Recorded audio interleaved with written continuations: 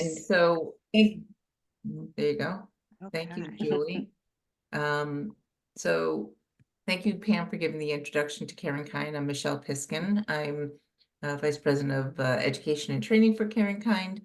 I have the distinct privilege to be able to introduce our speaker tonight, which is Pamela Atwood, who is a gerontologist, licensed professional counselor, associate author. Yes, she's an Yeah, author. I'm an author now. Yeah, experienced dementia specialist.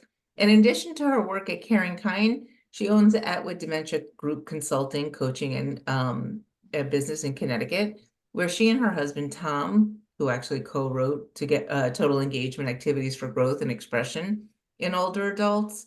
Pam currently has a series of children's books too, definitely an underachiever. Um, she is sought after speaker on a wide variety of topics, such as veterans with PTSD and dementia, humor as a coping strategy, intimacy and sexuality, and dementia care. She's worked in aging services for the past 30 years, volunteers to facilitate support groups for the Alzheimer's Association and the American Parkinson's Disease Association. Pam's a graduate of Clark University, University of St. Joseph, and the Southern New Hampshire University. Um, so I've had the distinct pleasure to work with Pam over the years. And she is definitely a wealth of knowledge. So thank you, Pam, for the introduction about CaringKind, although we didn't capture that on video. We know that you gave that, so thank you so much. And thank you all for being here.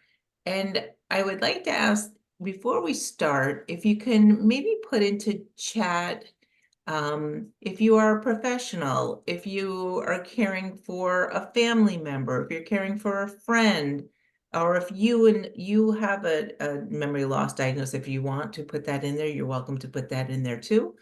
Um, just so we have an idea who's in our room tonight, and then I will turn this over to Pam. So thank you, Pam.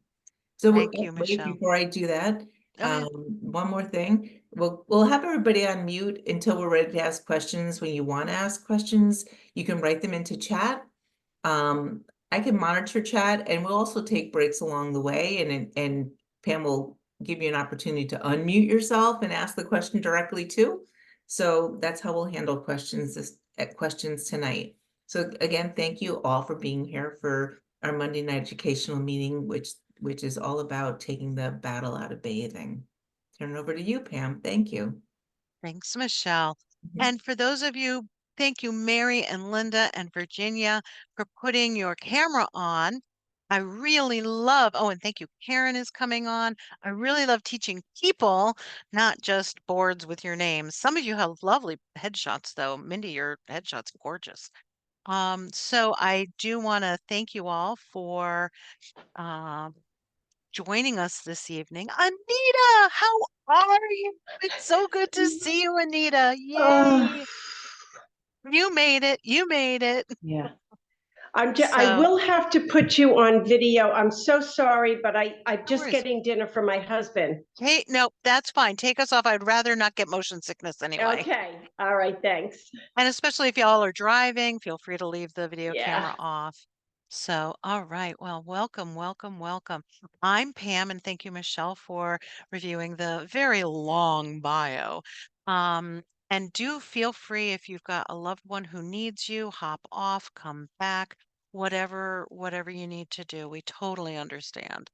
But let me share, if I can, the presentation. And we'll do this from the beginning, please. You.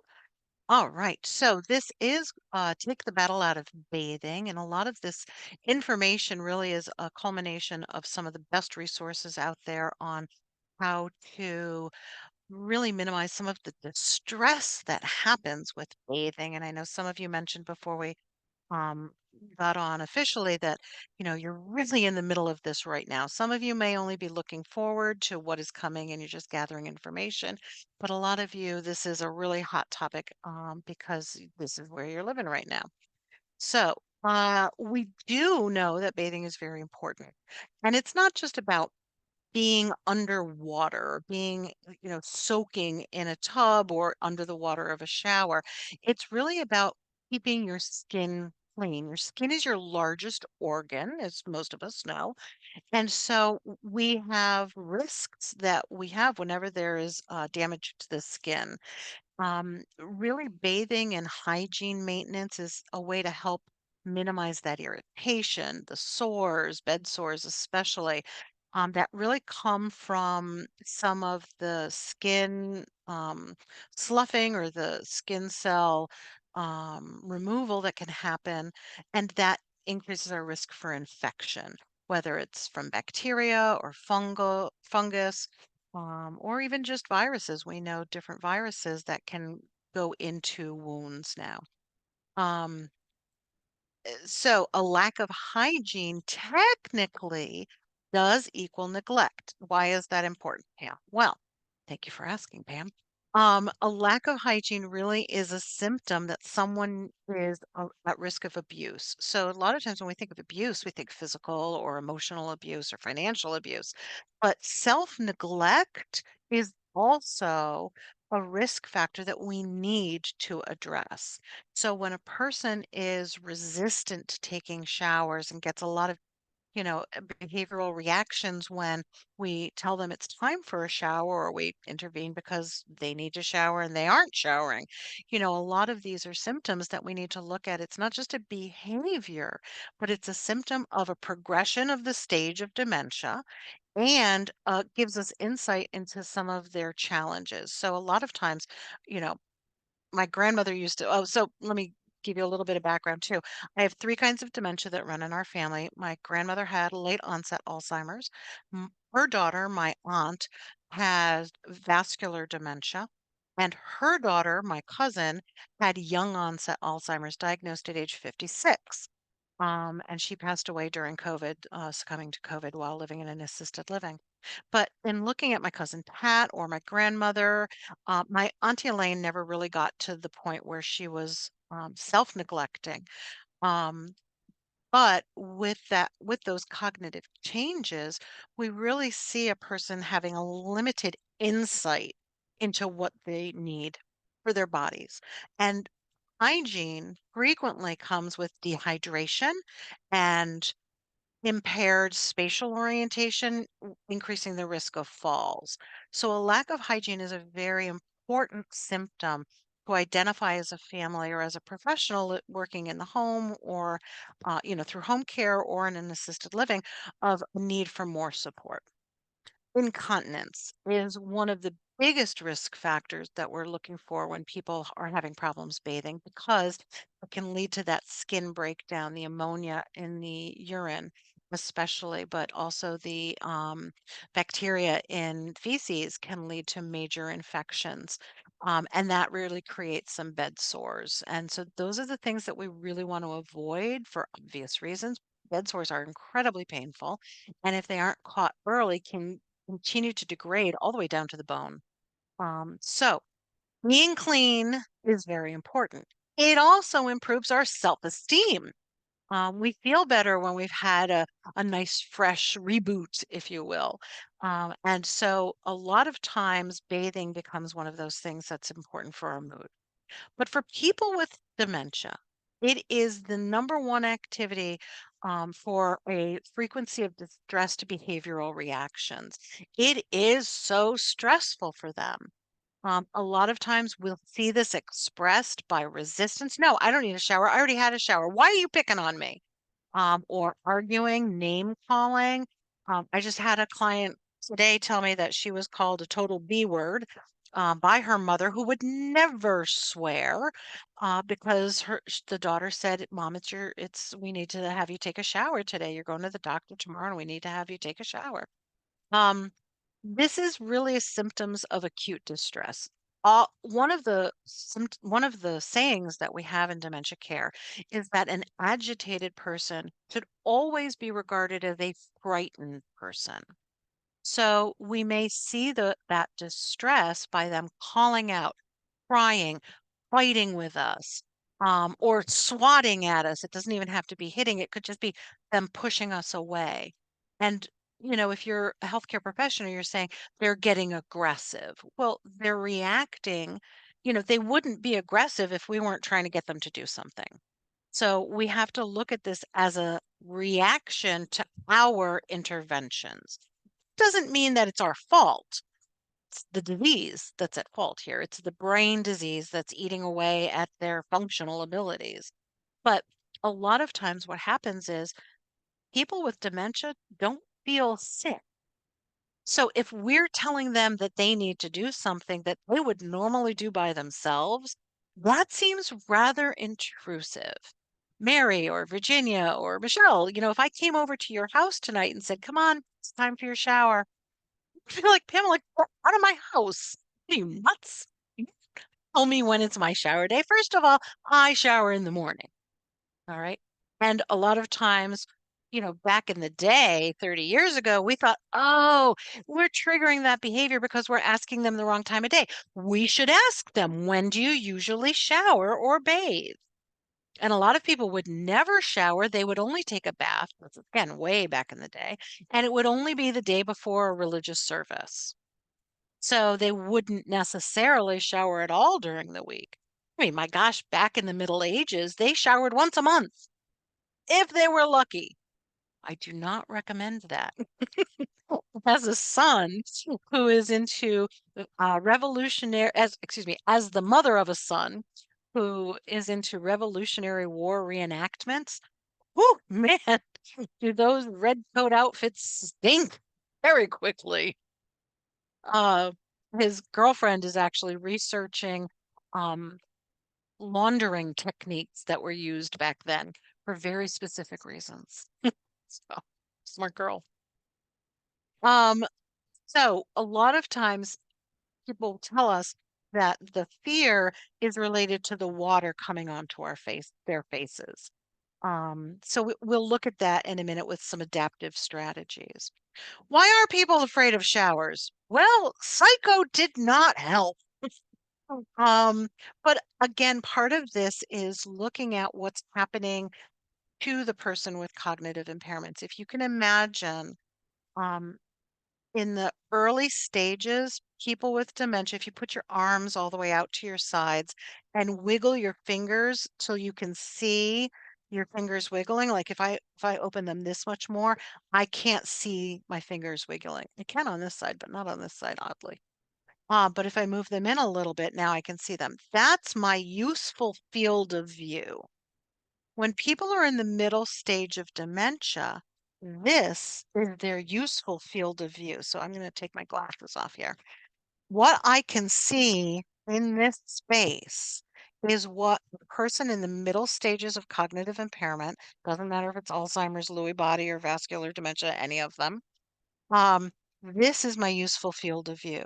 So if all of a sudden the water is coming on me and I can't see where it's coming from, that's probably going to freak me out a little bit. So part of it is that startle reflex. Oh my gosh, what's happening? Now think about if we took a young child or an infant, we don't necessarily take them into the shower. We don't stand them up in the shower.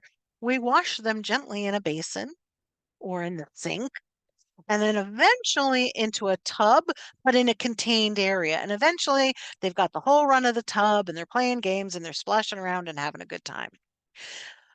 As people with dementia progress throughout their disease process, what's happening is they are actually going back in time functionally and cognitively. So what happens is those functional abilities to tolerate water coming at us, we go back to where we were as a child. And that's kind of scary. And it's that lack of control. If I have water in front of me and I can splash the water, I see that and I can control that. If it's coming at me, I have no way to stop it. So it can be very unsettling. So what do you think of when you think of bathing? Feel free to unmute yourselves, turn off your mics. What do you think of when you think of bathing?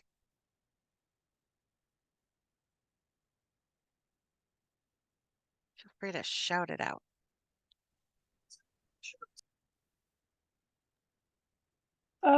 I even for myself, I think that I had to go to a certain amount of trouble. we live in an apartment, so there's always something in the shower that's stored there. And before you shower, you got to take it out. You got to It's a put that in your hassle. car. And, I have to I'm 75 years old, excuse me, 76. And, I have to be careful about getting in and out of the shower. Yes. And Yes. I don't like water coming hard down on me. Yep. I want a gentle cycle, and I don't want it too hot because that bothers me. So yeah, I have a lot of things that bother me. So I'm Sure. aware. Yeah. Yeah. Good. Thank you, Linda. I appreciate that. Anyone else? Yes. I can barely get in and out of the tub because I take a shower, but I Yep. have to step over the side of the tub, which freaks me out already. And I'm taking care of Yep. my husband, who I don't think could possibly do it without falling. And it's Right. actually, the whole situation is difficult because I've said to him, he wants to have a regular shower because he used to take care of himself. He was very Uh-huh. fastidious, took showers constantly, fresh clothes, Yep. took pride in his appearance. But now I said to him, if you fall in the tub, I have no choice but to call an ambulance because I can't get you Right. out of there. Right. So it's more the danger that I'm Yes. already on the verge of myself. Yeah. And then as a caregiver, I'm like, oh my God. So I Yeah. really don't, I'm just stuck. I'm glad you shared that, Karen. Thank you for that. And there are resources, and we'll talk a little bit more about them afterwards for adaptive equipment in your home. If your loved one or you, if we're talking about you, is on Medicare, Medicare will pay for a physical therapist to come out through the visiting nurse and assess and evaluate your home for safety, especially the shower. An occupational therapist can also be utilized to introduce you to adaptive equipment. And even there are some really good ones at your local durable medical equipment shops or your larger pharmacies. I also struggle getting in and out of the tub at 55, so it's not always an age thing. And I have a suction cup, heavy duty handle. My husband's a physical therapist, so I have special access to some of this stuff. And I use that. Now, I always have to check that before I actually get in because sometimes that suction lets go and I have to flip it up and then flip it back down. But that I would have to hold on to the side of the tub in order to get my legs up and over. Right. So there are also good tub benches and transfer benches where you can sit, swing your legs, and then stand. I'm sorry. Yeah, go ahead. I actually ordered a transfer bench and put it together, but I have a small bathroom and it takes up A almost fair all amount of of the room in the space. bathroom. And it's like, Yeah, yeah, oh, yeah. It is. I was hoping that They're that very would be the, tedious. yeah. Yep. Anyway, sorry. Okay, so but nope, that's okay. I want to reassure you in case I forget to mention it when I come back. Tomorrow you can definitely call our helpline too and get connected with some resources in your area specifically. Oh, wonderful. And we may even have some printed material on, some of the tricks for bathing for equipment wise. So Wonderful. definitely. All right, well, let's move on. So a lot of times I personally love, oh, I see Anita's raised her hand. Yes, Anita. I'm so sorry. While That's we're on okay. the topic, you mentioned, Pam, about Medicare. Yes. I, this is New York City, but well, it's New York. So, they Yeah. don't pay for anything. They pay for nothing. So Medicare will, if your doctor writes an order, Mm-hmm. Medicare will pay for um, some of those home-based services through the visiting nurse. They don't pay for the long-term care, Right. but for a home evaluation and safety assessment, they will pay for that.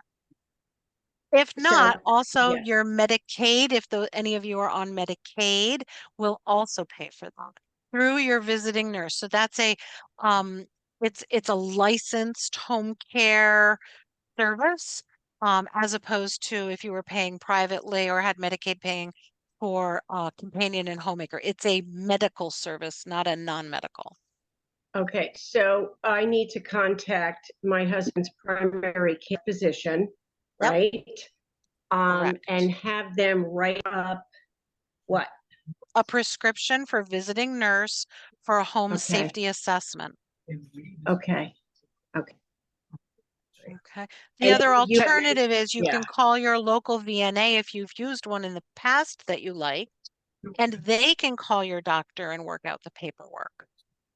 So they would just come in, do an assessment of the home, basically, and Yep. maybe assess to see if there's any services that my husband may qualify for, hence showering, but I don't know Yeah. if that would be covered. Correct. Yes. Okay. All right, got it. Thank you. Yeah, sure. All right. I will tell you that I personally do not like baths. I've never been a bath person, which is really weird because I love swimming. I don't care if it's a pool, a lake, a pond, the ocean. I'm there. I love swimming. Not the main waters where we go in the summertime. Man, that is cold water. But I love Yeah. swimming, hate baths. So this for is- bathing, I really do prefer a shower. So to me, the pictures of lounging in a tub, I just kind of sit there and go, man, the water's getting cold. Ugh, I can't picture anything like this in picture at all. That's just not me. Now, my poor puppy dog does not like bathing either. And she looks at me pathetically. And it's scary for her too. My cat, forget it. No, those are not my pets. My dog is taupe colored, which is really weird. Who's ever heard of a taupe colored dog? And my cat is a Siamese, but has that same look whenever we try to get her near water. My kids, Tommy Jr., we used to say to him, Tommy, time for your shower. I don't need a shower, Mom. So he's like, what, 9 years old? Well, Tommy, do you want, oh, even when he was younger, Tommy, do you want to take a full shower or do you want to take a big guy's rinse? And that's what we used to call it. You don't have to take a full shower, just take a big guy's rinse. But in my head, I'm thinking, either way, Tommy, you are getting naked and soapy. I don't care how long you stand in there, but if you want to do your quick guy's rinse, that's fine. We'll adapt. A lot of times, when we're talking about this equipment, it is very sterile looking. This is a well done bathroom in that it has grab bars at the appropriate height and location. But that's not someplace I would. This is a great difference between that and the woman in the upper left corner, right? There are no flower petals. There are no soft plush towels. There is no beautiful bath salts in this picture.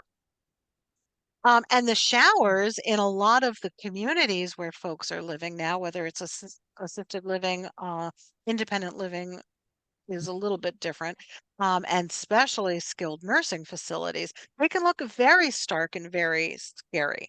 And part of that's because they're built for functionality. But like I think it was Karen said, a lot of these tub or transfer benches then take up your entire bathroom.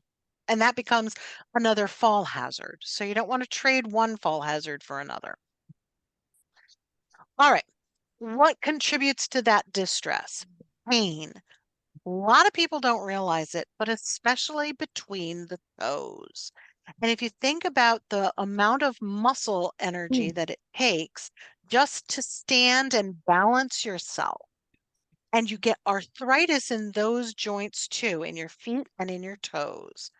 Also, the knees, the neck, the back, and the shoulders or under the arms. All of these things can become very painful during what's supposed to be a way to relieve pain. A lot of people will say, oh, you've got a pain. Well, why don't you go shower and get that hot water on it? That'll feel better. Not for everybody. Also, fatigue and weakness, and that makes your tension and your anxiety peak up too. Confusion, as I already said, about the water coming on. Anxiety can be from a number of different reasons. And I can't remember who it was. I think it was Mary who said that tomorrow she'll be working with her sister's community. Anxiety can come from being naked in front of strangers, being afraid of falling, being in a noisy or unfamiliar place. Then we have all of these unspoken triggers, Holocaust survivors, trauma patients, all kinds of other triggers that are related to anything from our body comfort or body dysmorphia to emotional and physical triggers that come from the showering event. Also, just being cold or feeling that drafty bathing area, lack of control of the water or what's happening. And as someone mentioned, you don't like it too cold, you like it kind of warm, but not too hot. So I don't know if you've realized if you've got a handheld shower, a lot of times the center part of the water is warm, but those other little sprays are chilly. So water temperature can be different even within a shower head. So the language that we use matters a lot here. Do you want to take a shower? A lot of places will say that. They'll say, Linda, do you want to take a shower today? And honestly, I've never had a person living with dementia say, yeah, today's the day I want to take a shower. Usually it's, no, I'm not going to go take a shower with you, versus it's time for, or let's go take. A lot of that language really, really does matter. And again, part of it is using the language to communicate the activity differently. Do you want to take a bath or a shower or a wash up at the sink? Let's go clean up. Let's go freshen up. Let's go do a quick cleanse or a quick rinse. So sometimes changing that language takes the threatening anxiety out of it. And you have to play with it and figure out what works. And of course, this is dementia care. So what works today may not work tomorrow. Or what you've tried in the past may now work if their disease has progressed. So a lot of times we want to offer choices. Do you want a whole shower or just a wash up? And there's nothing wrong. There is no state reg in any state that says a person has to shower twice a week. It just isn't true. The law is that we must maintain hygiene. We could wash one part of the body every day during the week and still maintain hygiene. So part of this is working with the communities and with the home care folks and ourselves as family members to say, okay, here's what I really feel comfortable with, and here's what I am willing to Please be put careful. myself and my Please loved be one careful. through to make sure that I'm maintaining hygiene. All right, some basic tips. And like we said, this is, you can certainly take a picture of this, or we'll email it out to you if you want, or, we can certainly watch the video tomorrow. General bathing tips. Check your stress level. If I walk in and I say, Michelle, it's your shower day. I've got it. Come on, let's go. We got to go get in the shower. Come on, Michelle. I got to get you ready. Michelle's going to say, no, I don't think so. You're a stress monkey. I'm not getting in a shower with you. So we may be sending out our anxiety non-verbally. So check that. They may be tense if we are. Also, our basic tips start on their dominant side because that reduces their sense of vulnerability. If I go for my weaker side, then I'm focusing on my weak side. If you're on my dominant side, then I feel more confident because my strength is with you. Ask them to do whatever they can for themselves. Start with just their face. A lot of folks can still wash their face, and that's a good place to start. And then eventually they may be able to do their upper body, their privates. And then you're really focusing just on, the feet and their back and their hair. Generally, we do the opposite of what nursing school teaches. Nursing school and CNA school starts that you start at the top of the head and work your way down the body. In dementia care, we start at the feet and work our way up because the feet are the least threatening space to work with. The head is too personal. It gets in our ears and in our eyes, and it clouds our senses, and that makes them feel more vulnerable. So we also want to make sure we use good communication techniques. We want to explain the steps that we're doing, but when we focus on the task, then we're too focused on the doing and not the person. So we definitely want to have a conversation. We want to focus on the person, not just the task, and then give them acceptable choices. Do you want to hold the washcloth or do you want to hold the soap? Okay, either way, again, somebody's going to hold something to distract the hands. Have them verify the water is still at a comfortable temperature for them throughout, and ask them if they're warm enough or comfortable. Okay, a lot of times we think of our own showers and try to replicate that, like stairs in my shower right now. If I needed to shower my husband, we do have a tub bench, but I'd need to put it together. We took it apart because it was taking up too much space. I would have all of the shampoos that we've ever purchased right on the the edge of our shower. I mean, it just looks too cluttered and overwhelming. We definitely have soap and body wash, and we definitely have a handheld shower. That's good. And we have those scrunchy things. That's not what we need in order to do a good dementia care um, hygiene bath or shower. We need a table for our supplies. We need 3 or 4 different washcloths because if we're washing them, we want to keep it separate what we wash for the privates or the dirtier areas and our face and our pits and our body. And we're going to want something for them to do too. So I need a washcloth, he needs a washcloth. We may need 2 or more bath towels. We might want some Q-tips to dry between the toes as well as the outer part of the ear, a couple of wash basins. So now we do recommend no rinse soap products.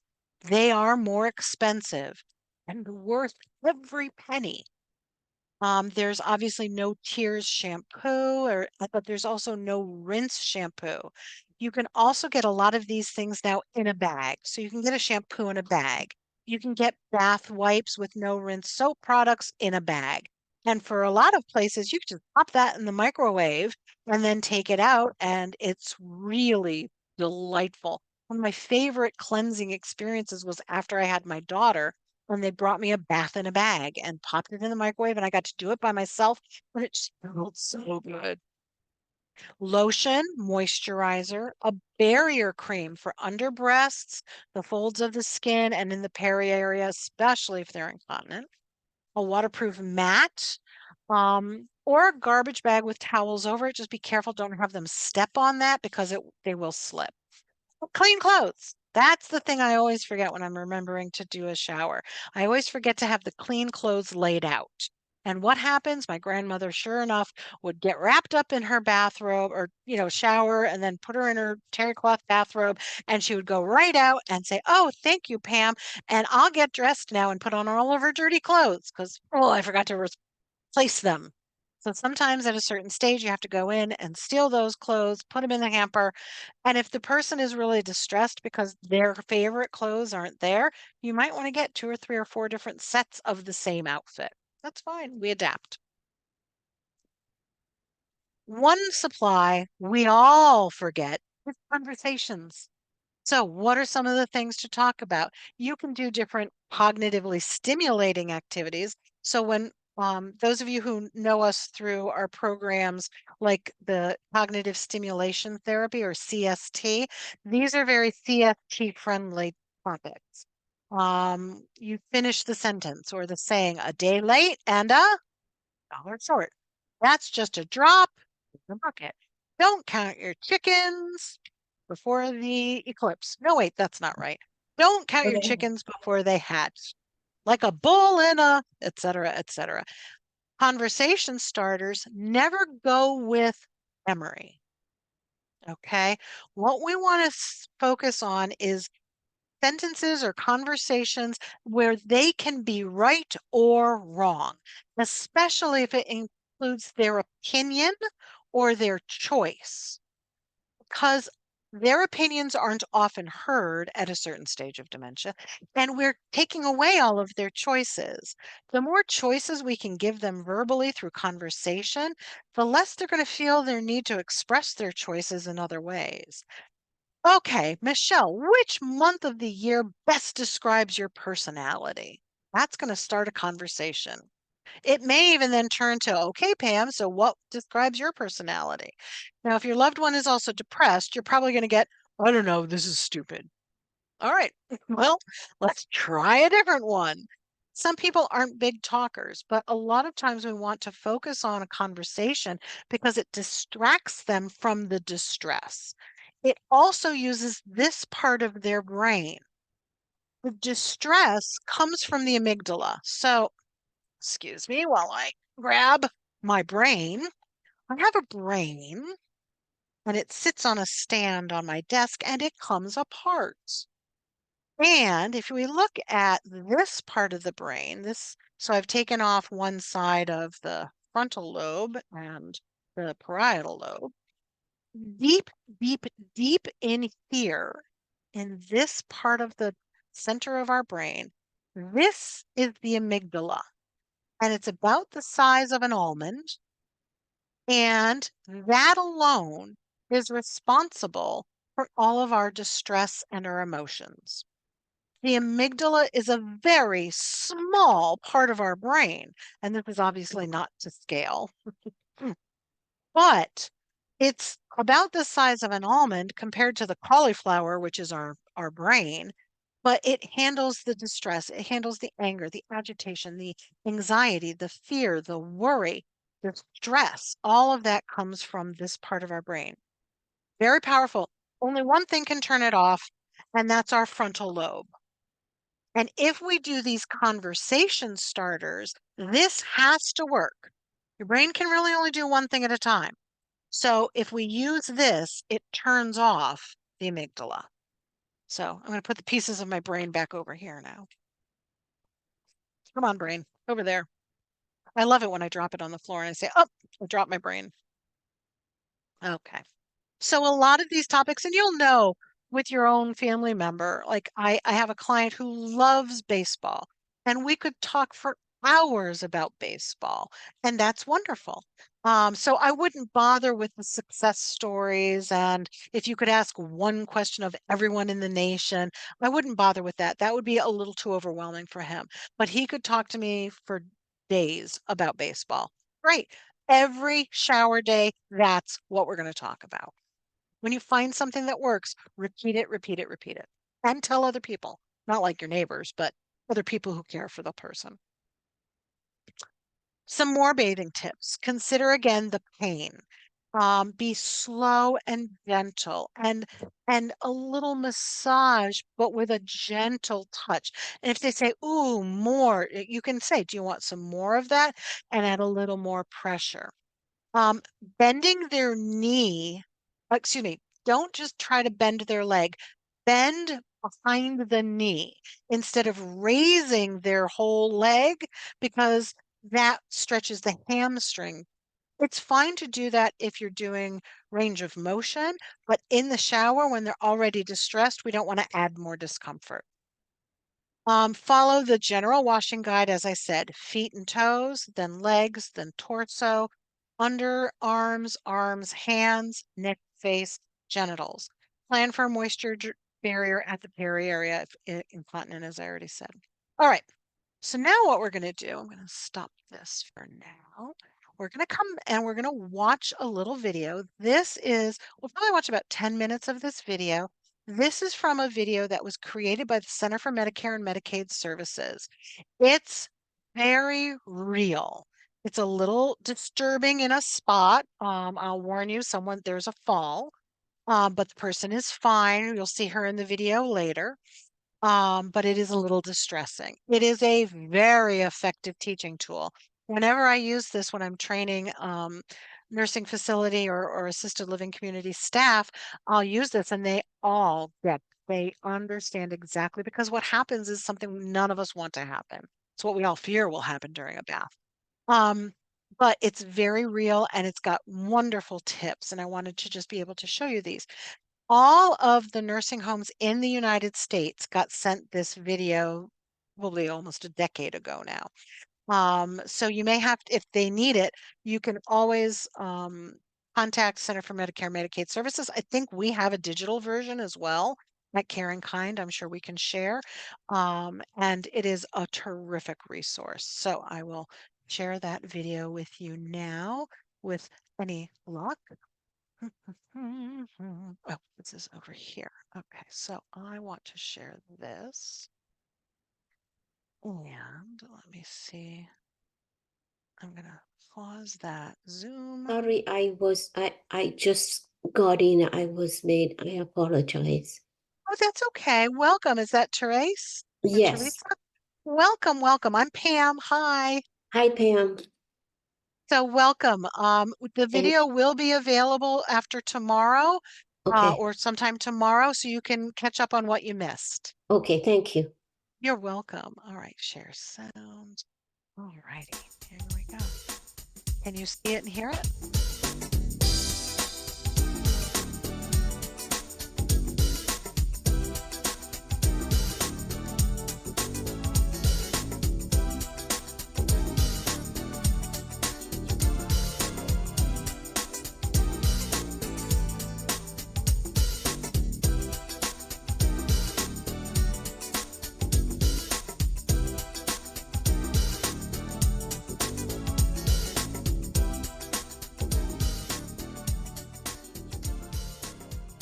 Hi, I'm Joanne Rader, and I'm excited to share some great ideas about bathing with you.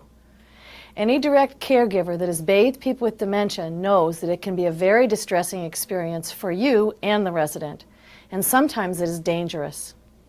During such a bath or shower, the person will sometimes hit, struggle with the caregiver, or even bite. Don't bite. At other times, the person may yell. Sometimes they'll refuse to go near the bath or shower. I ain't gonna get in that mess. And at other times, the person will allow himself to be bathed, but clearly is miserable. Surveys show that as much as half of nursing home residents get distressed during bathing. Wouldn't it be nice if there were some simple, practical ways to make that different? Well, I'm here to tell you that there are. We're going to share them on this video. Now, what you might be I want to pause right here. Does anybody feel uncomfortable watching this video? You can either raise your hand or unmute yourself and just let me know if you have any concerns. I don't want to trigger anybody. Okay, I'll proceed. thinking right now, if you're a CNA, is, wait a minute. What new is there to tell me about bathing? I've been doing it for years. Or you could be asking, a nurse teaching me about bathing? They don't even do it. But don't fall asleep and don't tune this out, because the things we're going to share with you come from direct caregivers just like you. Most caregivers know a lot about bathing and have a lot of experience. Over the last 10 years, we've gathered together a lot of that information and added some new ones that we discovered. The interventions that we're going to share with you are good for the residents, but just as important, they're also good for you. They can make your work easier and more enjoyable. We call this making bathing person-centered rather than task-centered. Let's start with you. What if you were to get a shower in your nursing home? How would you feel about that? Would you want to do it? Why not? You don't want to roll down the hall in that lovely shower chair? Well, when I ask people how they'd feel about that, they say things like, well, it would be embarrassing. I don't want anybody to see me naked. It's cold. It's painful and uncomfortable. It's not private. Or they'll say, I just had a shower this morning. I don't need one. That's exactly what our nursing home residents tell us when they're being invited to take a shower. Think about your last pleasant bath or shower in your own home. How is it different? How would it compare to the experience of the person that you bathe? It's not the same at all, is it? Bathing should be pleasant or at least tolerable for residents, just as it is for us. In this program, we'll be showing you a number of real-life situations. We've blurred the features of the residents and the staff to preserve privacy and dignity, and obtained written consent for the use of these videos for educational purposes. Let's take a look at an actual case. In this video, the person doesn't want to be bathed, but the caregiver insists. But I don't want no shower because I don't like them things. You don't? No. Well, we're not going to take that long to have to give you a shower. No, you don't have to. You're a damn lie. You don't have to give no shower. The person goes along, but as the shower proceeds, she gets more and more upset. In the name of Jesus, amen. I said, I'm going to jerk this thing down and then wear your tail out with it. I said, get on out. Get on out of my look at y'all. I wish you'd get up and down there looking at my tail. Look at yours. You ought to be looked at more than anybody else. Don't miss Sue. The caregivers are doing the best job they can in a difficult situation when suddenly the situation turns more violent. There ain't none of y'all in here. That's what there was. Ow! Ooh. The caregiver that was not bitten struggles to finish the shower. But watch what happens next. It was such a lie. You just tell a lie. Experiences like this are exhausting and dangerous for all involved. And the caregiver was just trying to do her job. He's fine. This is the kind of situation that we're working to change. The nursing assistants in this clip were not doing a bad job. They did not have the tools, the instruction, and the permission to do it in a different way. And it's that way all over. Currently, many people think that this type of forced bathing is required or necessary to keep people clean and healthy. Yet, there's no solid evidence to support this practice. And now we've learned that forced bathing does not have to happen. There are ways to keep people clean without a battle. And they involve putting the person before the task of bathing, getting to know the person, better communication, and flexibility in when, where, how, and how often people are bathed, and having a variety of techniques that you can use to provide a pleasant experience. Here is the same resident being showered after one of the CNAs we just saw had adapted her approach to meet this person's special needs. Watch for what's different. We won't give you a bath, we'll give you just a wash up. Yeah, that'll be all right with me. Okay? Yeah, do the same thing. I'm going to put this over you so you can be warm in the hallway All right. till we get up there to clean you up. All right. Your skin always been this pretty. Yeah. You've just done a good job. Miss Falsey, what church you go to? Rock, Praise, and I'm pretty proud of you. Where that's at? In Greenwood? What's your face? She said, yeah, I go to Greenwood. I've never been there. You should come out there sometime. I'm going to try to see if I can make it sometime. Can I take this off so I can rinse you off so we can go? Can you identify what was different about that shower? Here are a few of the things that the aide now does. She reassures the person that she'll be covered and warm, and she does it. She talks with her about things that she knows the person is interested in, such as her church. She gives her a sense of control by asking if she can remove her gown. And also notice that this shower only required one aide to do it. If the person had resisted having her gown removed, the aide could have left it on and rinsed around it, or used a no-rinse soap. Now let's look at another technique we used with the same resident, this time bathing her in bed using a large towel moistened with a no-rinse soap product, sort of like covering her with a giant washcloth, and again, keeping her covered and warm and in control. We call this a towel bath, and later we'll show you exactly how to do it. But for now, let's look at how it went, and remember, this is the same person that we saw previously. Can I wash your face? Yes, Okay. I'll take my glasses. Is my glasses off? Yes, ma'am. You know you got the prettiest skin. Yes, ma'am. Ooh, I said that towel is really wet, ain't it? Yes, ma'am. She said, yes, it is. I said, feels good, but it sure is wet. She said, yes, ma'am, that's a wet towel. I said, Yeah, you "Ooh." massage like this right here. Don't that feel good? Yes, it does. She said, "Ooh, yes, sir, that feels so good. I don't know what to do." Ooh, ooh. Thank you, ma'am. Right then. You better clean the front. I got to wash the back.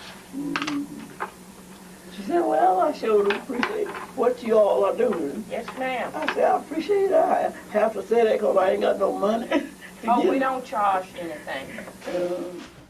Wow, did you see how she went from cursing, grabbing, and biting to thanking the CNA and offering to pay for the service? How much better both must feel.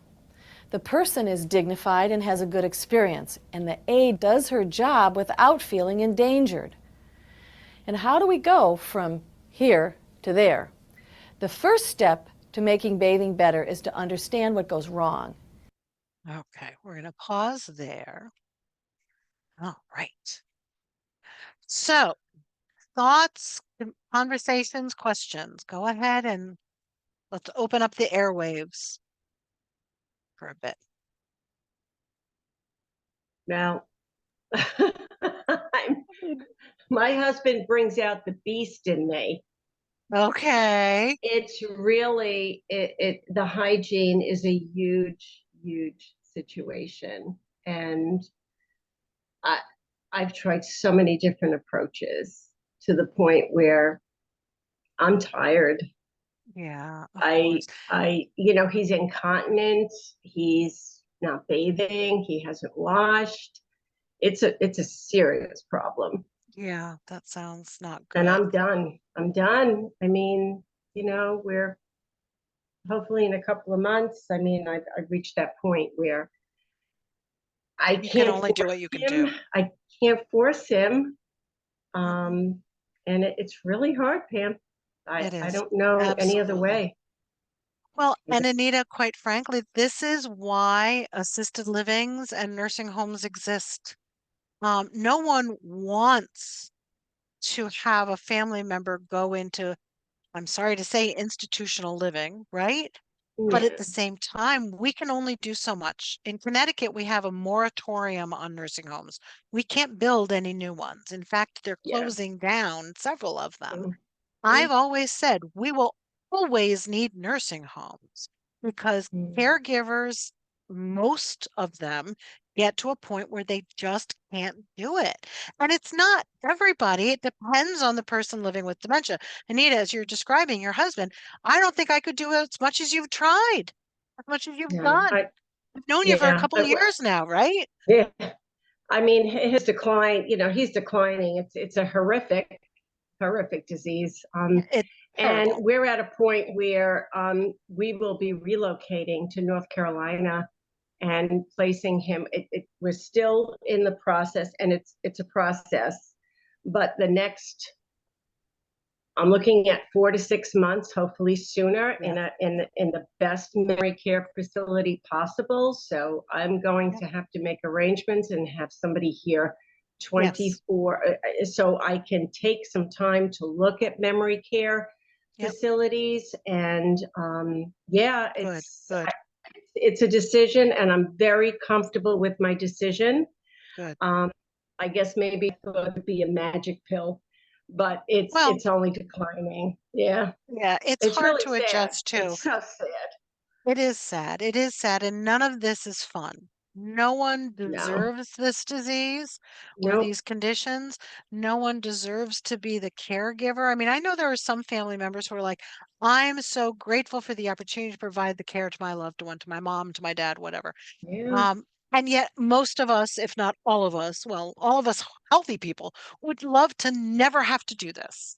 That mom or dad or sister or brother or husband or wife could avoid these changes. yeah, So in the meantime, a lot of times having a spouse shower or some other family member feels like a conflict. That's a role yeah, violation.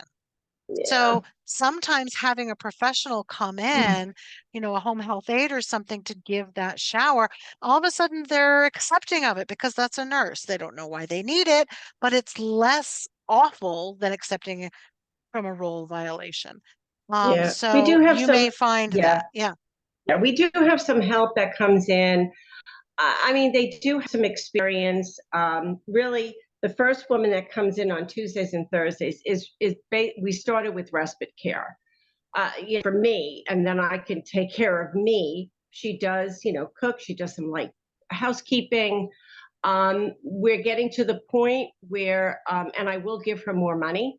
I get it, because the job description has changed. And I just started with another gal on Mondays and Fridays, and that started last week.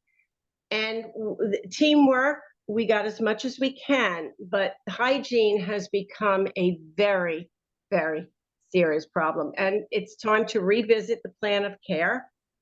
I wanted my husband to be home until whenever the day passes, let's say. But I'm burning out, and I'm having too many meltdowns, and I'm screaming and yelling, and I'm in so many support groups that are great, but we've come to the time, as Teepa Snow says, it's time to let go. Not that I love him less, it's time to revisit the plan of care. It's changed. And then you get to go back to being his advocate and his wife. Yeah, I can spend more time with him, but it's going to take a lot of planning, but we're getting it in the works. And my daughter if is there's down in anything North we can do to Carolina. help, please call and reach out to the folks through the helpline if there's anything you think we can help with.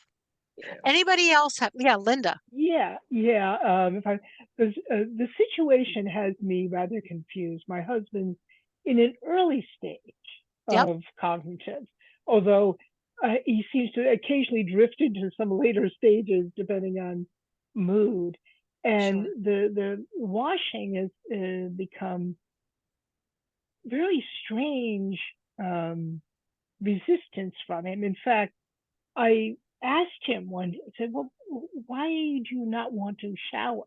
Why don't, and he didn't have an answer for me. I don't know why. I don't know why. He said, now he did do something for himself, I guess along the line with the no rinse type things. He bought these soaked towels. They're called skunkies, would you believe? And you wet them. They're for the people on the go, it says. So you can wet them and give yourself a shower, I guess, in between showers, really. He bought these for himself. And actually got him to use one this morning. This morning, I said, I'm going to cut your fingernails because they were getting very long. And I had him soak in the basement. And I said, as long as you're doing that, here's some soap and here's a towel. And he didn't want to do that. He says, but I'll get one of my skunkies. I said, okay, as long as you're doing that, we'll put a new shirt on, right? Yes, we'll do that. So I'm resigned to get him to use the skunky. That's fine. Just get him to change his shirt and his briefs at least once a day. Please change, and it helps. I'm glad you brought that up, Linda. I think that one of the things that we forget to talk about with caregivers is, and professionals as well as families, there's a lot of confusion about multi-step activities.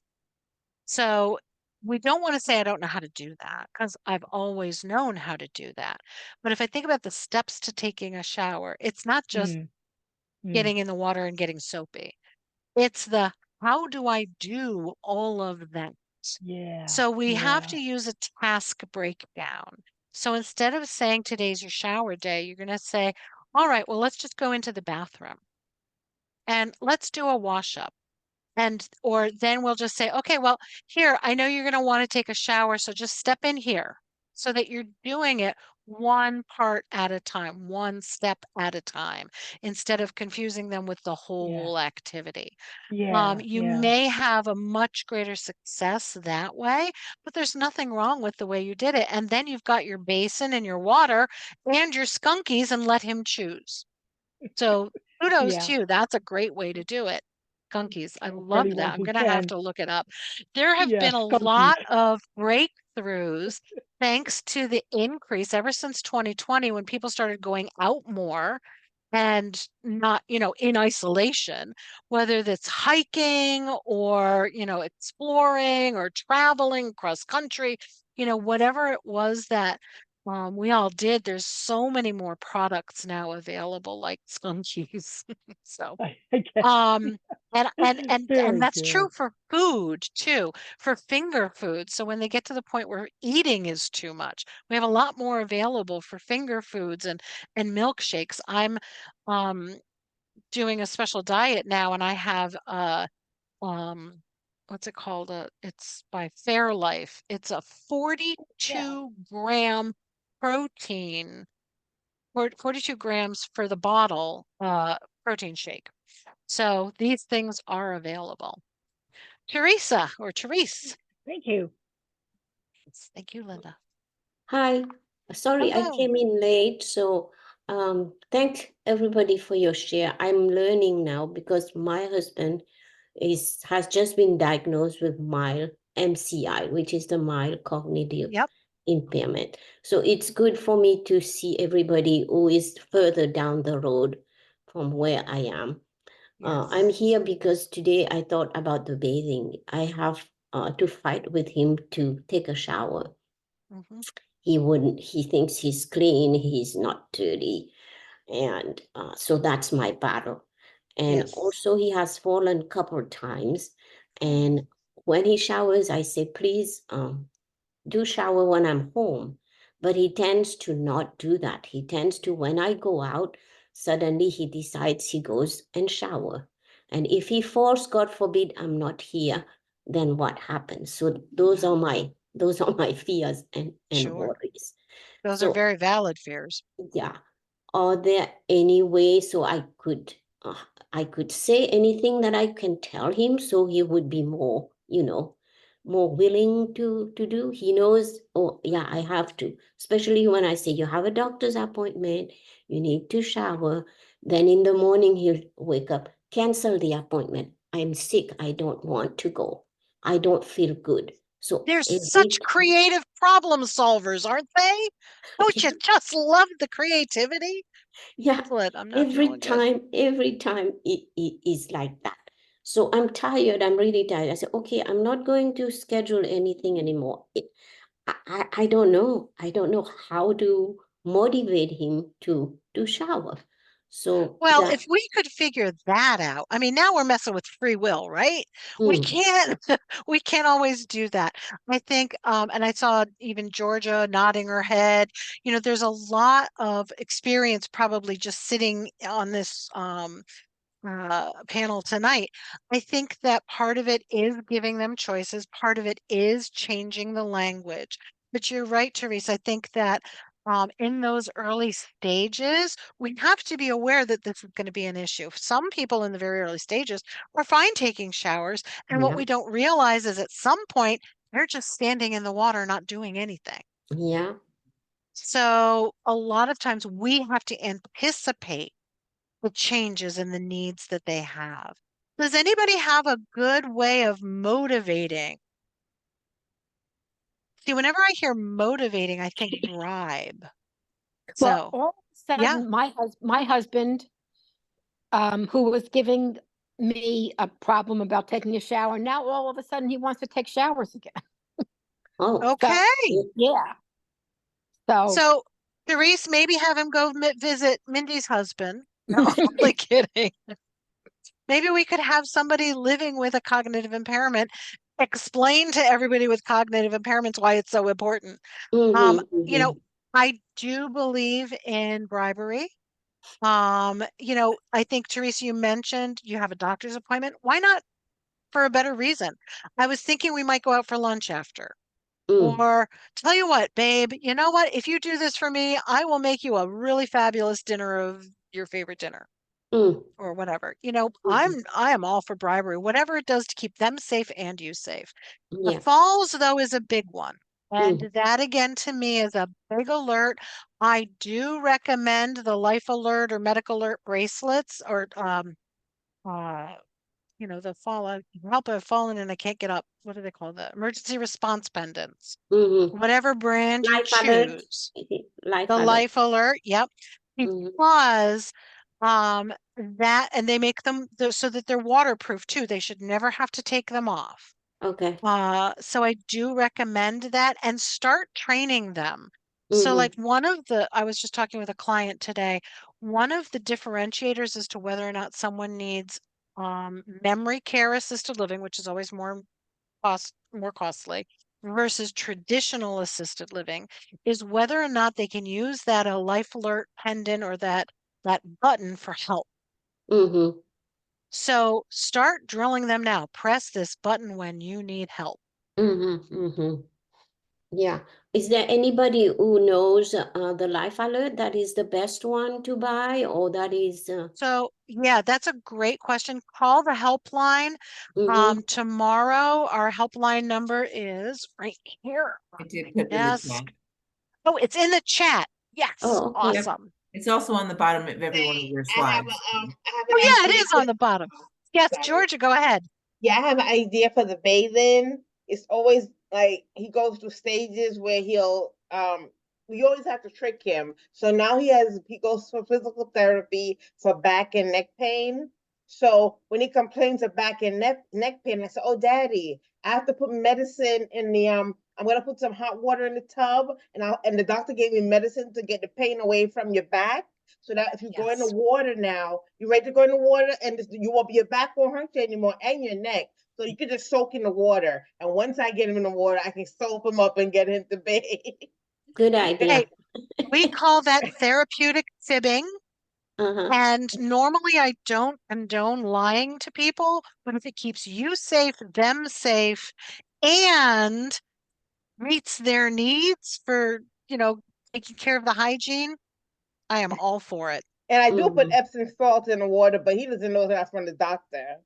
But that's Mm. all really, really good for your skin and for your aches and pains. So Yeah, it Yeah. good. is. That's Yeah. great. That's not even fibbing. That's true. Yeah.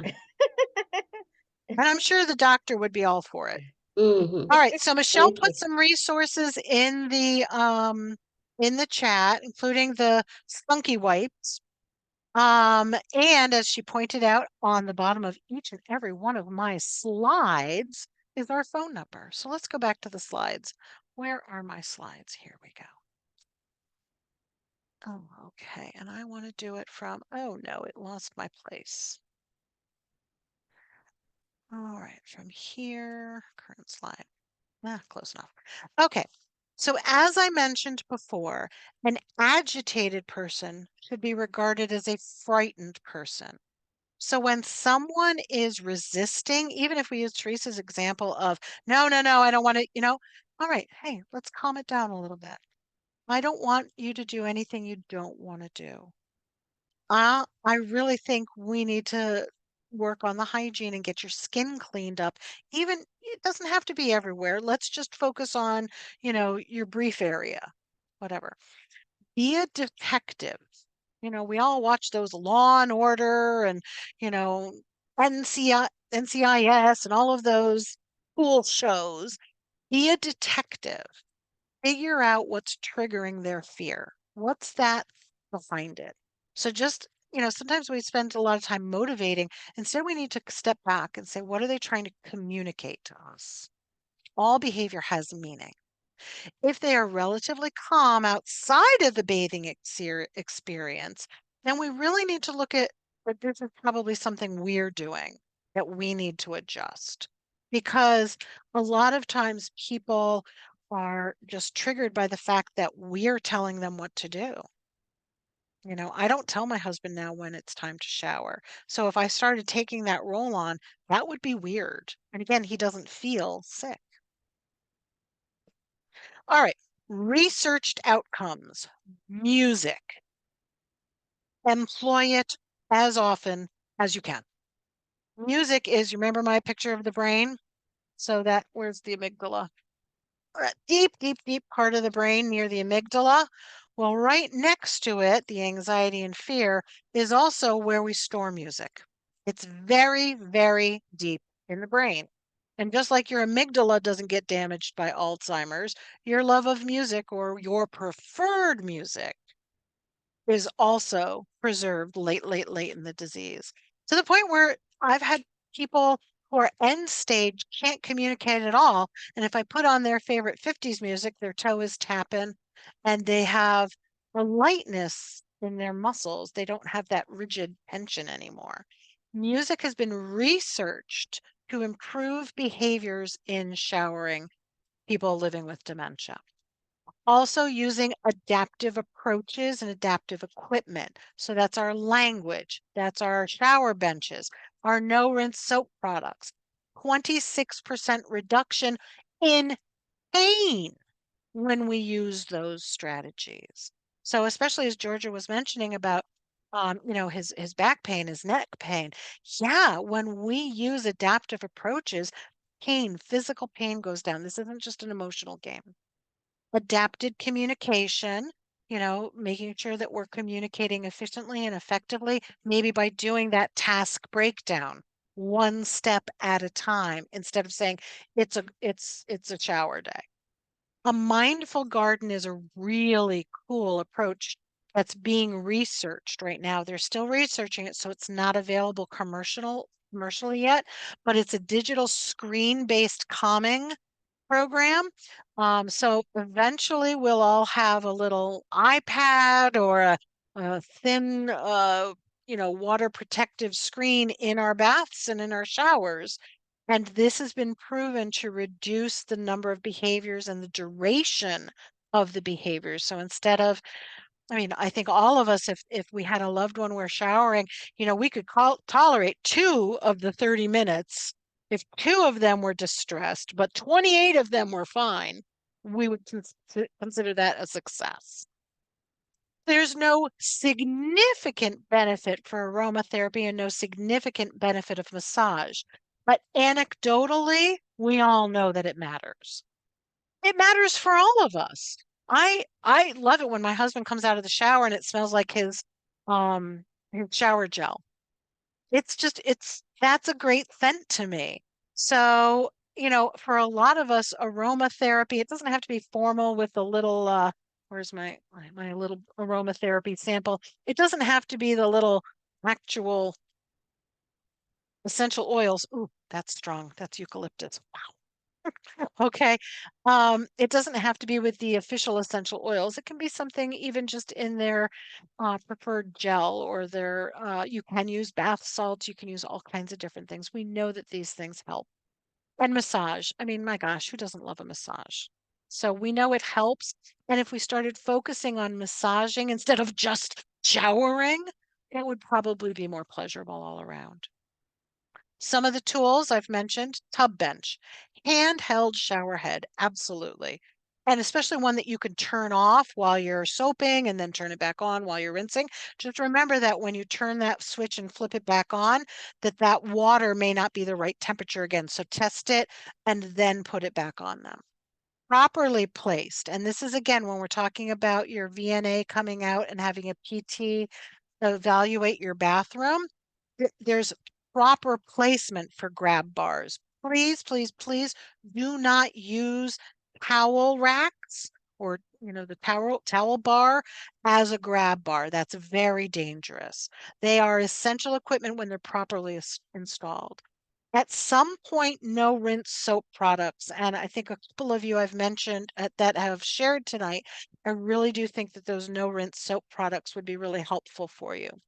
Lumi and what's the new one? Something with men in it. I don't remember.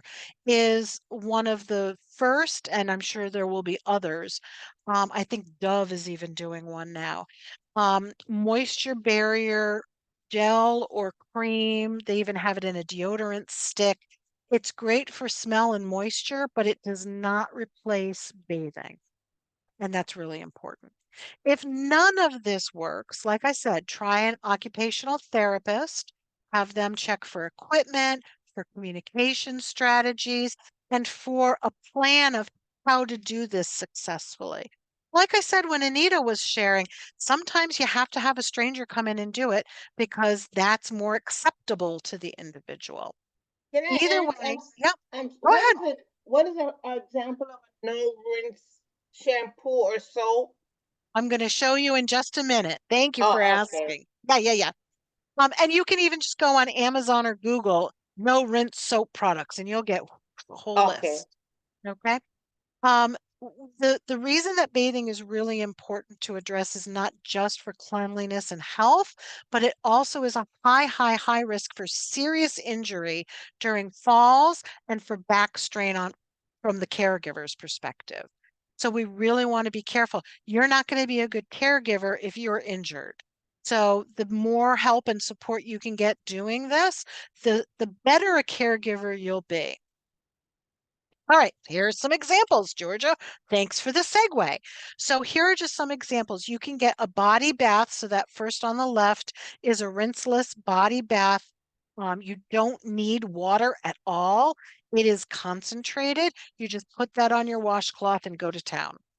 The other one, this is a 3-in-1 body wash, shampoo, and cleansing for privates area, the perineal area. There's rinse-free foaming cleanser. Then in the kind of aqua colored one, you have the ultra thick wipes, and these are large disposable cloths.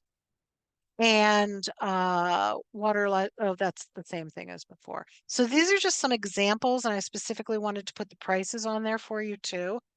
That's not cheap when we're talking about over a lifetime living with cognitive impairments.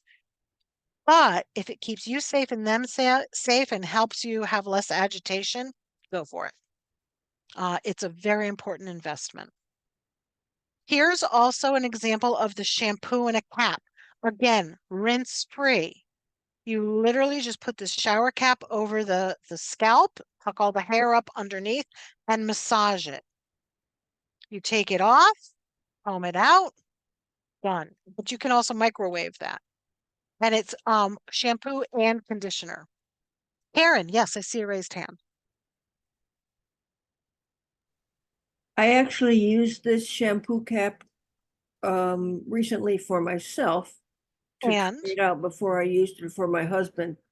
And it was not, look, it wasn't 100% like a full-on shampoo in the shower, but correct. it was close. I'd say 80%, and I was remarkably refreshed. That's So great. I would really recommend it. Excellent. Thank you for And that. 80% is good enough, folks. It's good. Yeah. Absolutely, right? Great is the worst enemy for good. We don't have to be perfect. Even the mind diet. So when we talk about brain health diet, the mind diet is really important, but only 80% of the time do you have to follow it for it still to be effective. So I'm a big fan of 80%. And by the way, I tried it out just to see what it was like so I could sort of present the idea towards my husband. Brilliant. Brilliant. And that's the other thing too. You can say this, I'm trying this too. We're going to try this new product so that it doesn't feel like, oh, I must be lesser than. Ooh, I like that. Yeah. Good. All right. So how to use this? I'm going to stop sharing and we'll watch another quick video. I'm going to share screen and I want to pick the right one. That's not it. It's not it. This is it. Nope, that's the slideshow. Hold on just a moment.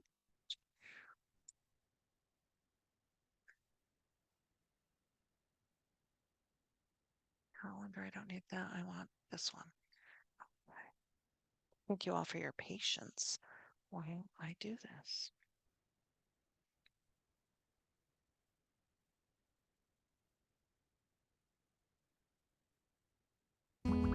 Our Clean Life No Rinse Body. And I'm not endorsing this product, but they have the best video for the how-tos. Body care products are specially formulated to gently cleanse, leaving skin clean, soft, and refreshed. Watch how easy they are to use. Our concentrated no-rinse body bath is perfect for an easy and effective sponge or bed bath. All you'll need is a bowl, a washcloth, and a small towel. Pour 4 capfuls of our no-rinse body bath into a bowl.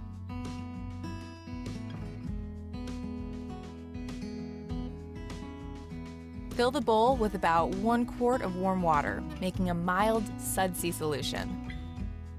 Submerge a washcloth into the warm solution and wring out excess liquid. You may follow this traditional medical bathing sequence chart to make sure all areas are covered. You may download it on our website. Apply the solution by gently cleansing all desired areas with the warm washcloth. All our products are formulated to cleanse effectively, yet be gentle on all skin types. Our no-rinse body bath is a very soothing, easy way to cleanse your loved one if they're unable to do it themselves or not comfortable showering or bathing in a tub. If you are able to shower, it may even be used as an overall body wash. You will want to use our specially formulated no-rinse peri-wash for the perineum, our most sensitive personal areas. Simply remove any residue with a warm, damp cloth. Spray the no-rinse peri-wash onto the soiled area and wipe with a clean, dry towel. Our product is so mild and easy to use, you may repeat as many times as needed, and no rinsing required.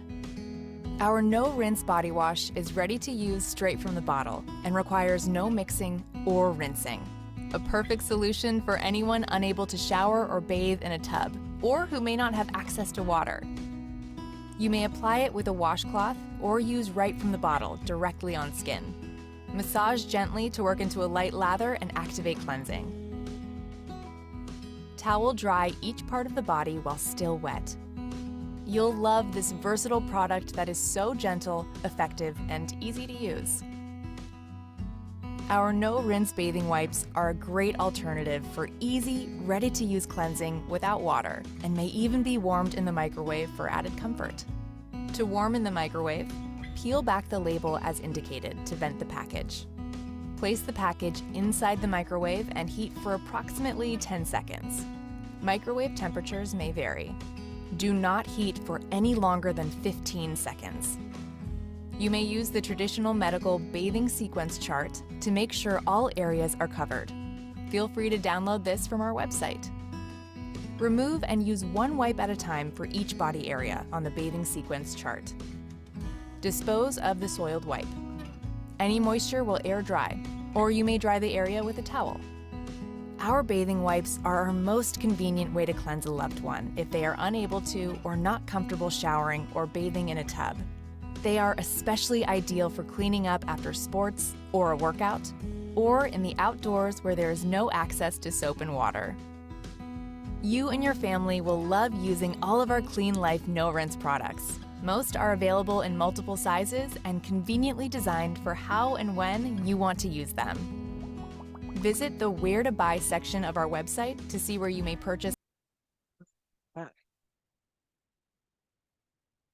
All right, so that's that video. And then I also want to share with you this one for the No Rinse shampoo.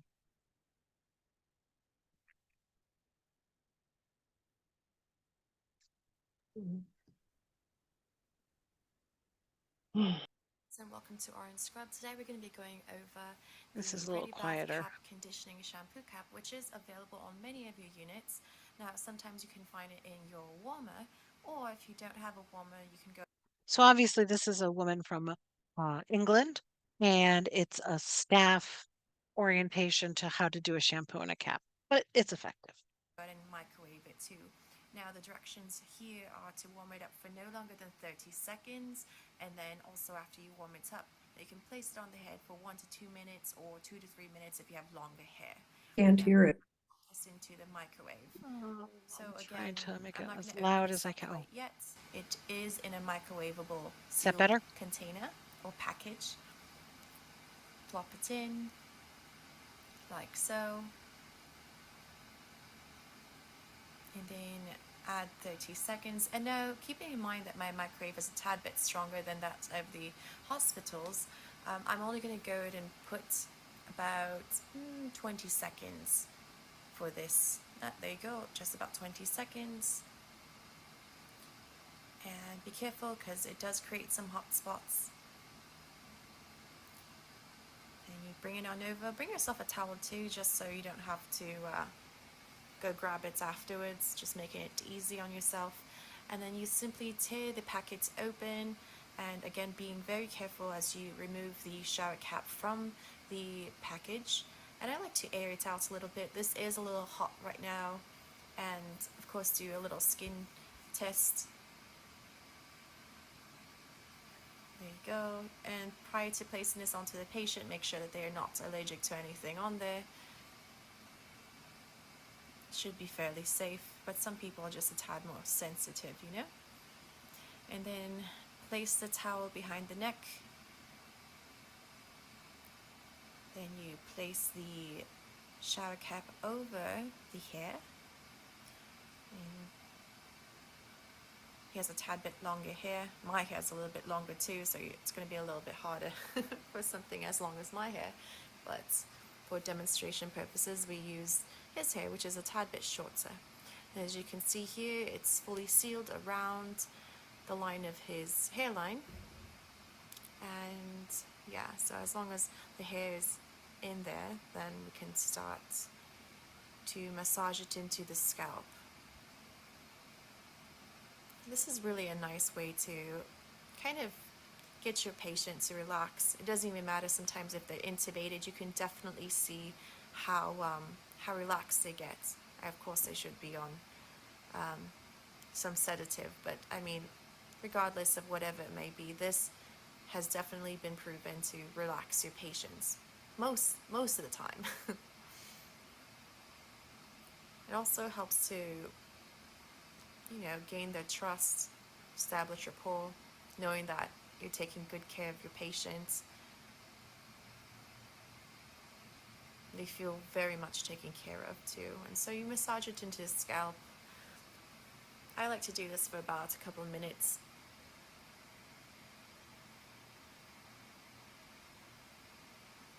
It usually fills the room with such nice smelling aroma too, like it's just fresh, you know?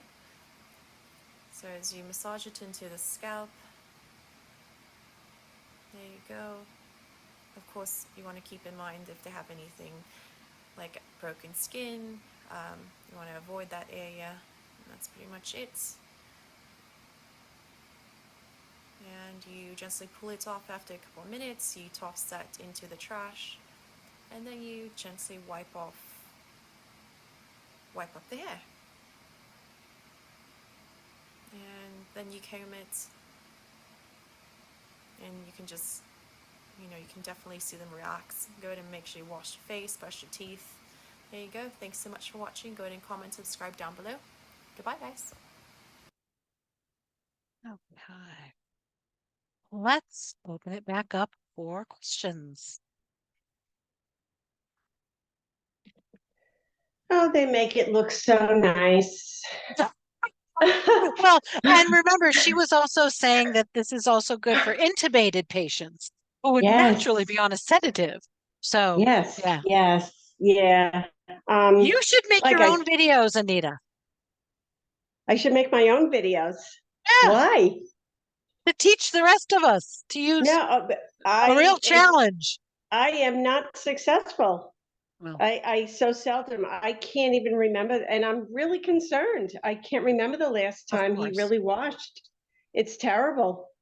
So one of the things that we know, and this was confirmed later on that video with the from Center for Medicare and Medicaid Services, is that using no rinse soap products has maintained people's skin integrity for over 2 years using that alone. We do this when people are on hospice. Why wouldn't we offer it before they get to that point? So using these resources really can make a big difference.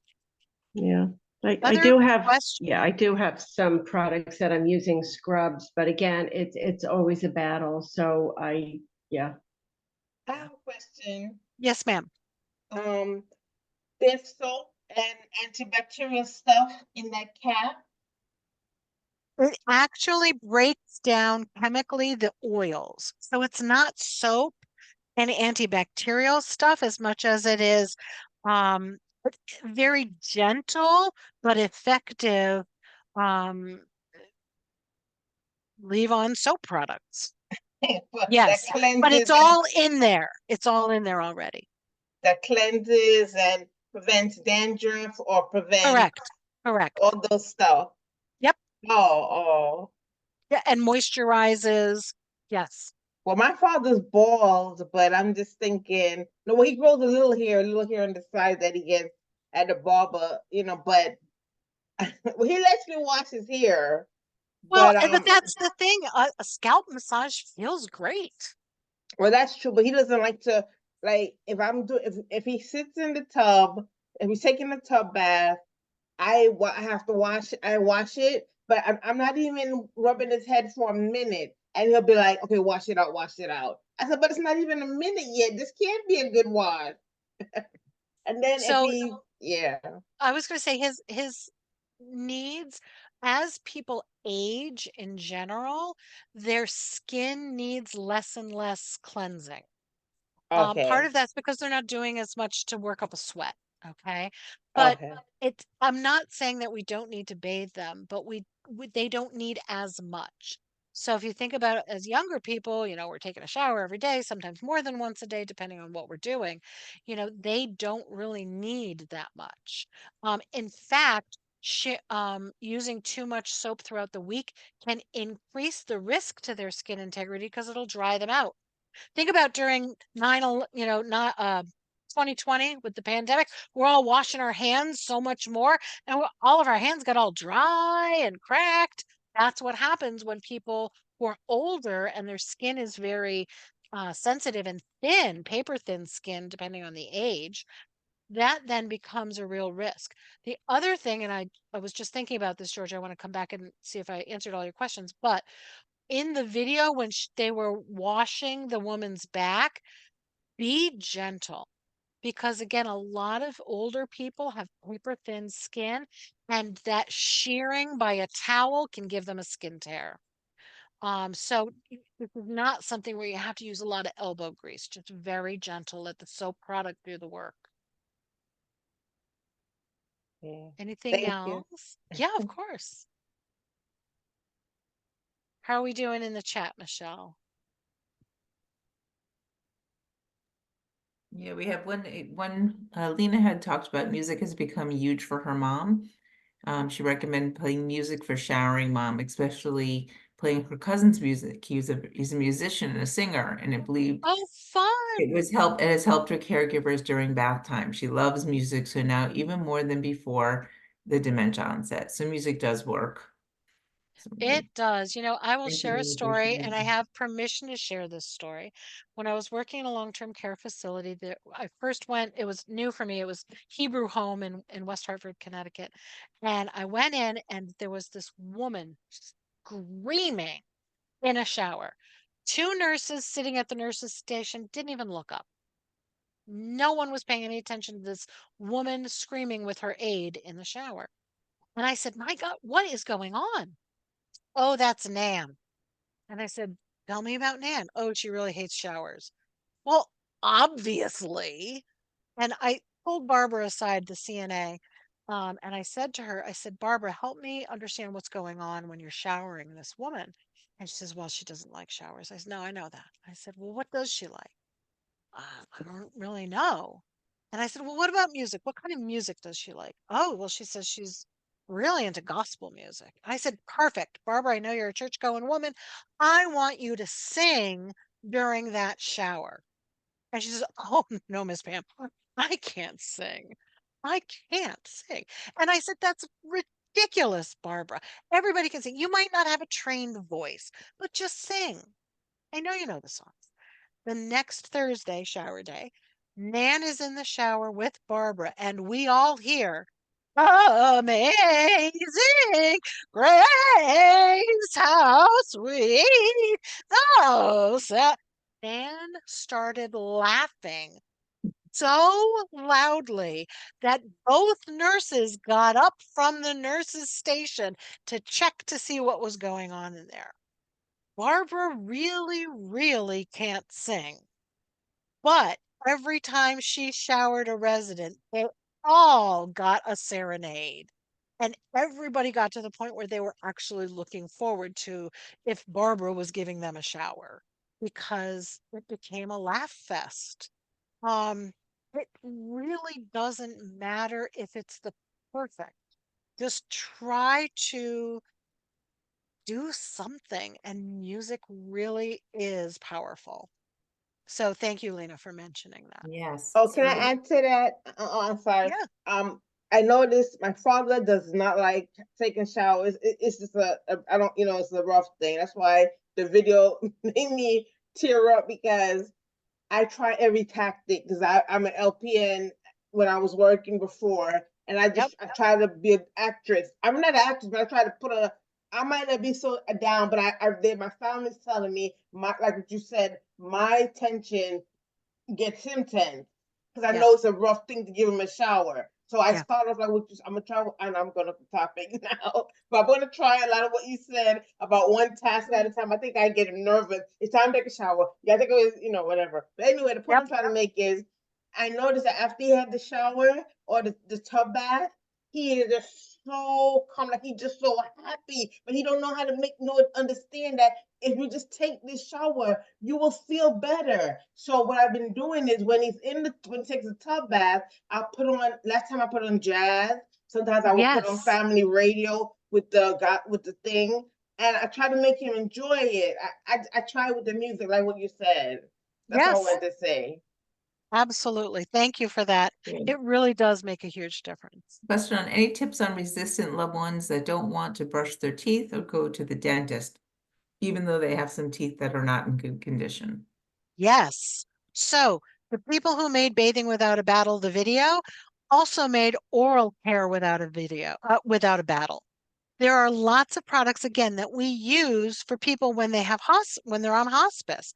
There are these they look like mini sponges, and they have dental stuff in there that's okay for them to swallow.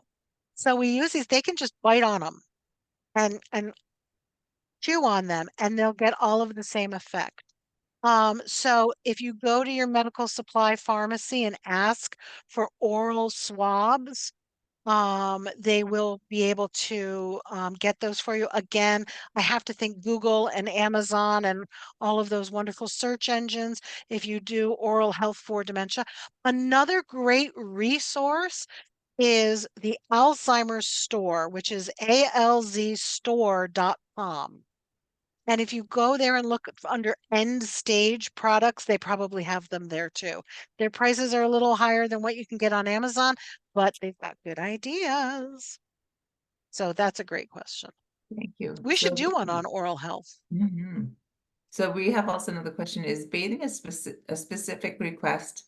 Daniel's dad does have some long-term assistance. Is there another bathing service we have to apply to get help for bathing? So is that long-term care insurance, do you mean? Daniel, are you on? Yep, Daniel, you want to answer that?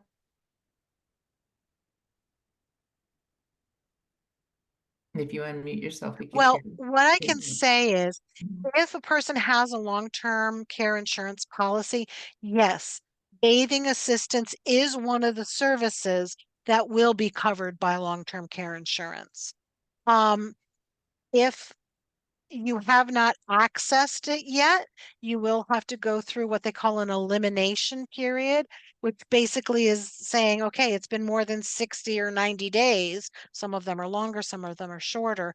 So we can declare that this really is long-term care. They don't do it by diagnosis alone. So I would definitely encourage you to call your long-term care insurance policy holder or your agent and say, okay, here's what's going on.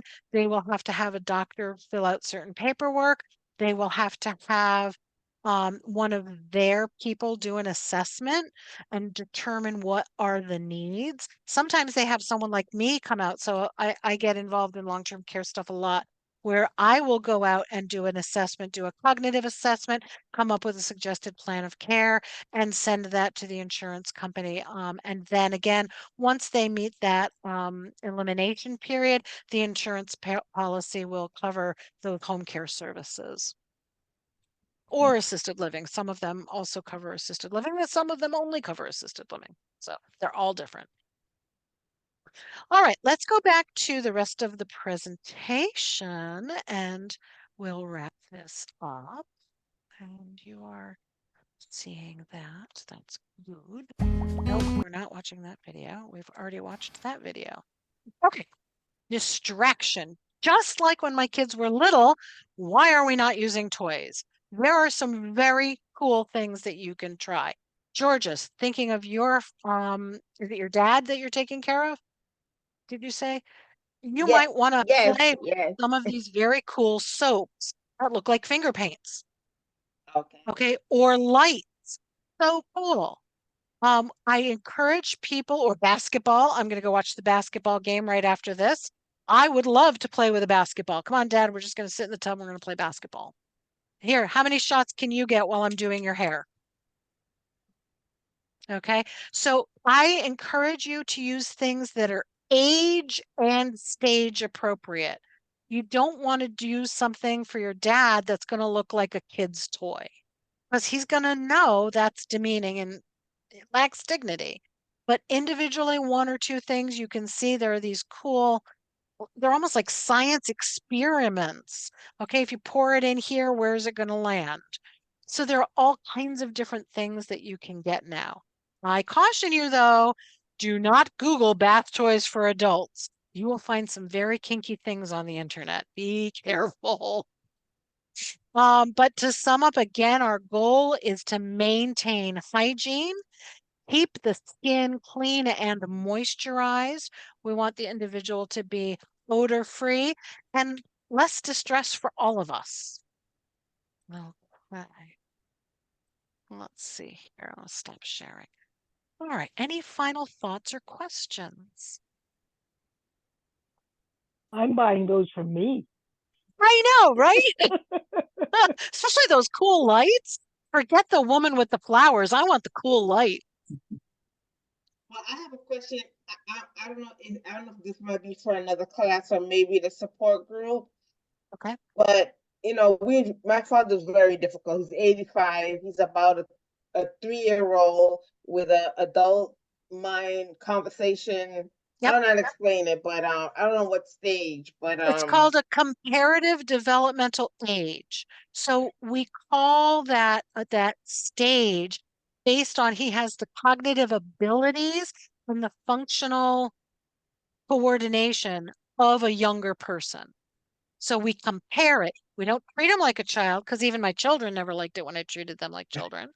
Okay. But we compare it to the abilities of a 3-year-old. yes, but then at the same time, when we go to in public, doctor's office or supermarket, he's talking to people. He might know 2 or 3 sentences in Spanish or French. He'll say those same things over to everybody. They think he knows languages, but if they talk to him a little bit longer, they'll see he's saying the same thing over and over. But the point I'm trying to make is he's very difficult, very difficult. He was in the army in Jamaica, and he's just a very difficult man. So the point I'm trying to make is we dropped the ball. I dropped the ball, and my sister. I'm the only one that takes care of him here, me and him. Okay. And I feel like I've been asking the people I did group the event bright with like activities, like how you said there's a dementia store, and I could get some activities that he could do, but he never was a man like my mother is. She'll go to a senior center and do arts and crafts. He's not a person like that. But I did buy some painting the other day, some paints from the dollar store, and he did a little painting, but that's not even him, but he did it. I need things like that too, because he's constantly annoying. He said the same thing over and over, and he's very sexually oriented. Okay. I know that's awkward, and I'm sorry. That's another conversation that we did actually, I think in February, didn't we, Michelle? Yes, we On did. intimacy and sexuality and dementia care. Very, very, very common and always uncomfortable, but totally normal. Totally normal. Okay, so first of all, activities. I will promote my own book. I also make donations to CaringKind based on the sales of my book. This is all activities. Okay. One of the things in here. I'm never going to be able to find it right now, of course. So one of the things that I love, and I think it's in our book, is especially when I hear military families, hoops for troops.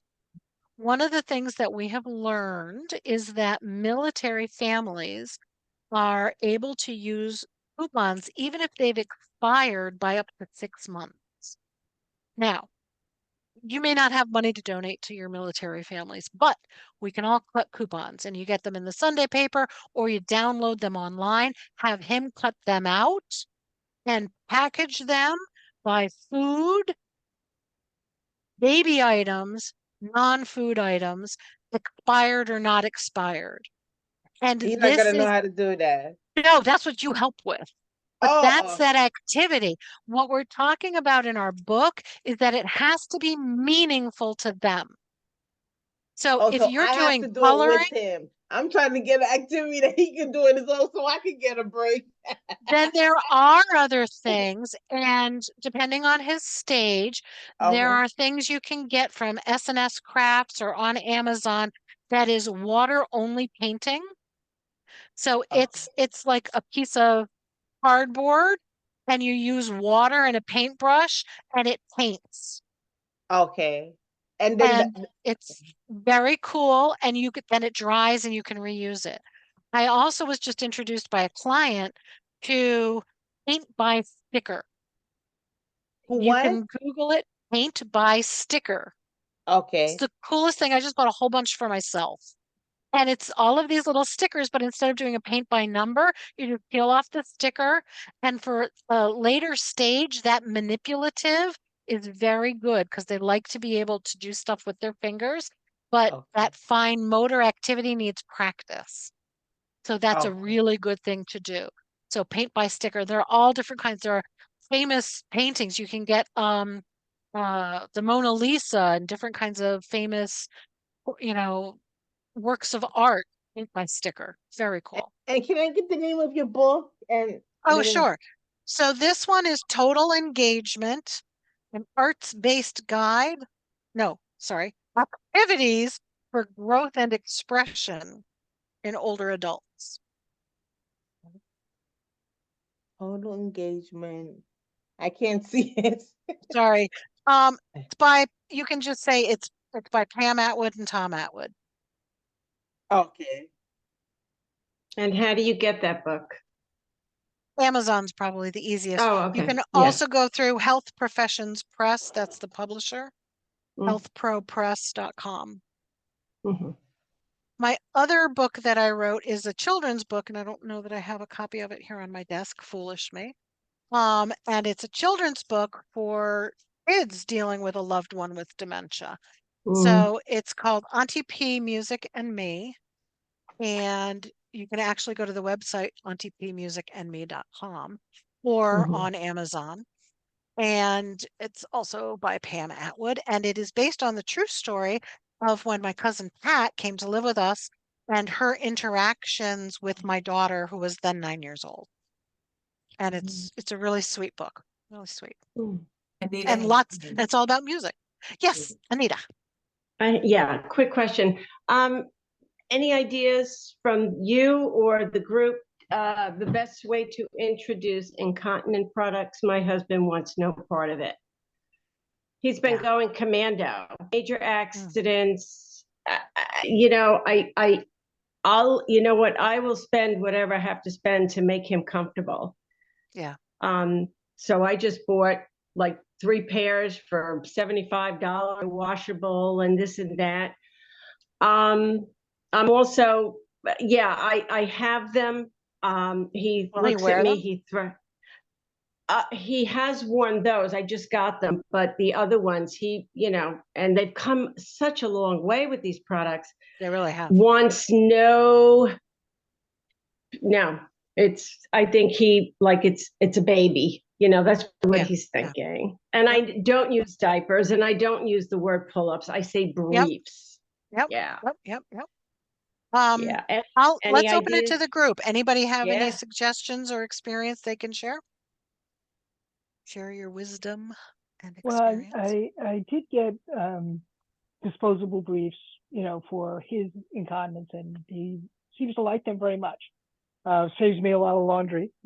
How did you introduce it? I simply ordered them and showed him how to put them on. And well, he once when he said, I'm not going to have an accident, and wound up having 2 accidents. And, and had to, then he kind of liked the idea of having them. So they're very easy. They put them on one every day. I usually encourage them to change at least once a day if it didn't need it. But he seems to be very comfortable with them. Yeah. And You're Japan. You're lucky. It's a bad name. You're very blessed. So far, but we're in early stage. Yeah. So I understand. Anybody else? Anybody else have ideas? Okay. One of the things that you can do is go back to the doctor and have the doctor write a prescription that he would share with you to give to your husband. You can also say, it's just not allowed for you to have an accident. It's an infectious issue. And see if you can try something like that. A lot of my experience is though that they are in denial that this is even their problem. And that's when they start to get to the blaming of, no, sir, you did that. What are you doing this for? And it just becomes another, round and around merry-go-round argument. No, I understand that. And we're not in that situation. He's so impaired with communication, understanding. So is he just ripping them off? He just pushes them away when I attempt, and I, especially when I'm alone with him, I am not going to push and not struggle with him. I mean, we've had a few times where my safety was at risk. Yes. So no, not worth it. I try and keep things as low key as possible, and I just, I don't know. So again, just like I started the evening, I will share that I am not averse to bribery. And distract and redirect. So if I was dressing my dad, who was having a hard time with this, I would totally give him a lollipop or an ice cream cone. He would be so focused on that ice cream cone. I could be putting cactus pants on him and he wouldn't know. So if there's some kind of way, there's a nice visual on cactus pants. Aren't you all glad I'm not your caregivers? Ouch. Right? Ouch. But that's how into ice cream he is. So you've got to find something, and sometimes even music in headphones. Those of us who have been watching tonight on headphones, when that, video comes on, we're focused. We're in our head. So again, sometimes that music will help just to distract so that he's not, or different sensory. I have a whole box of them on my. He's definitely into sensories. Different sensory, handheld manipulatives, those kinds of things. The other thing, I don't know if I have any more in my desk here. There are also, nope, that's not them. Aromatherapy tabs. So there's an aromatherapy tab that has calming, like lavender scent, and it's just a little sticker, and you put it on, and that calms them naturally. And it's a great way. I mean, you can go to doctor's offices. They've been researched to help people in MRIs not have a claustrophobic effect, calming people on their pillows even. So while you're doing the care, if he's calmer that way, he may be more accepting of it. If someone is ripping them off, try more restrictive clothing like pants with a belt or pants, what do they call them? Suspenders or overalls. You can try those kinds of clothing to cover so that they can't have access to those. I don't like keeping it restrictive, but we have to deal with what's practical. I mean, terrible disease. To explain to him, this is not acceptable behavior. Not going to work. We're at a point where the whole sensory, he doesn't know the urge. He doesn't recognize it. It is and yet he can push it away that he doesn't want it. So, if it's just his regular boxer briefs, I mean, I've tried to slip things in, and I'm actually going to work with another caregiver to help me somehow design a pouch And if I have to sew 2 of those boxer briefs together and get a little pouch, because I have a bunch of those pads in my trunk, it's worth the price of admission. That's for sure. Oh, look, Yeah. it's my little taupe dog. Hi, Chloe. Come on up. Say hi. Now, Pam, you're So- only in the New York City area, right? Like, I think I reached. CaringKind Yeah. or me. So CaringKind does support programs all over. As Michelle was saying, in every state they've been now. They've had clients from Mhm. every state. The Yeah. headquarters is in Manhattan. They have a couple Right. of satellite office space as well. Mhm. But they are available, and a lot of what they do is available in a lot of different ways. Online, in person, and at sites. Mhm. My practice, and there are a couple of us who have similar practices, are more home based, so we go to our clients. But those are all fee for service programs. So, but CaringKind can also connect you with other folks like care managers who you can hire to come out and help you brainstorm and try different things. So And there are if lots of you resources. Yeah. can also call the helpline and talk to a dementia specialist and see if you can get involved in the one-on-one coaching. Yeah, we have a special program called Reach, Mhm. which has a lot of the one-to-one coaching With over a the 6-month dementia period. specialist. Mhm. So I'm right now, I'm struggling with the idea of putting my husband into some kind of memory care residential. Okay. And I have a lot of problems, not sure what to do with that. And I'm wondering where I can get some advice or someone to talk to about that. Yeah. Definitely call the helpline tomorrow morning. The specialists can help answer your questions and provide information on how to look at them and how to make the decision, is it really the right time? Yeah, also Um, That's the on our biggest web. one, is at the right time. There are moments where it's absolutely positive to me that it's the right time. And of course, the opposite happens a great deal too, so. Well, Gail, if this helps, I will tell you that the research is that 63% of caregivers predecease the person with dementia. Yes. That's a Yes. big percentage. 63%. Well, Now, I can can't cure understand the that. Alzheimer's, Yeah. but we need to take care of you. And this is very difficult.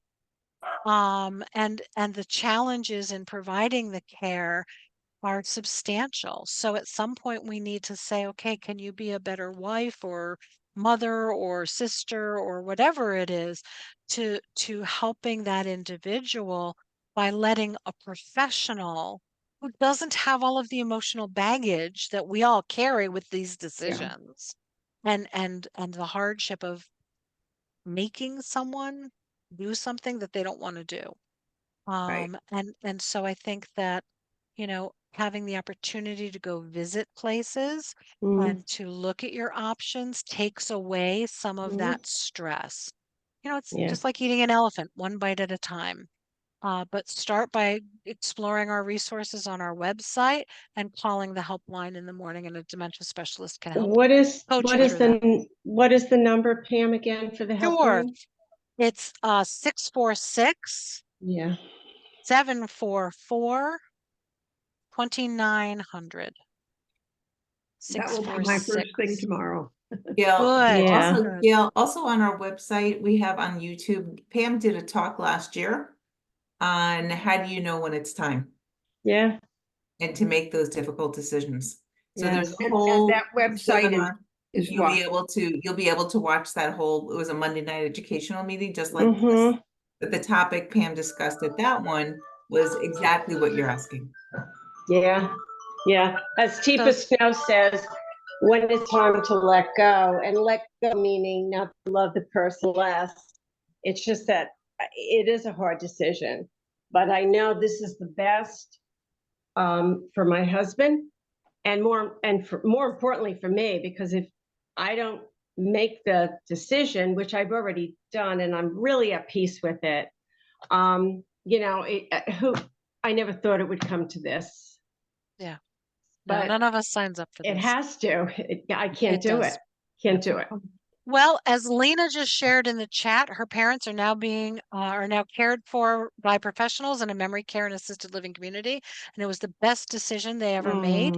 They're more vibrant. Lena, thank you for this. More Yeah. content and safe than they were at home. So much Yeah. more social interaction and cognitive exercise. Yes. It's what we all hope Yes. for these communities. So congratulations on making that leap of faith. Mhm. And doing that. Yes. I'm sorry, I am not gonna put my father in a home yet, but I need help, like a home health aide, and I tried to apply. I signed up for the Eventbrite, the Medicaid seminar to see Okay. if he could get Medicaid, so I can, because I do everything for him. I got to bring him, like he's my 2-year-old son or something. I don't have a son, but I'm just saying. And so it said when I was gonna do the class on, I forgot what day it was right now. I feel like I'm getting dementia. But we swear it's not contagious. it said you have to do a legal and financial class. I don't know anything about that. Like that's why I didn't get to do the class. I think what day was it? Was it last week, Thursday or something? Yes, yes, it was. Yep. Yes, so they said before you can get into this class, you have to do a legal and financial. But I don't know. I called that same evening, but no one answered, so I didn't get to do the seminar. And I really wanted to get a home health aide to help me out.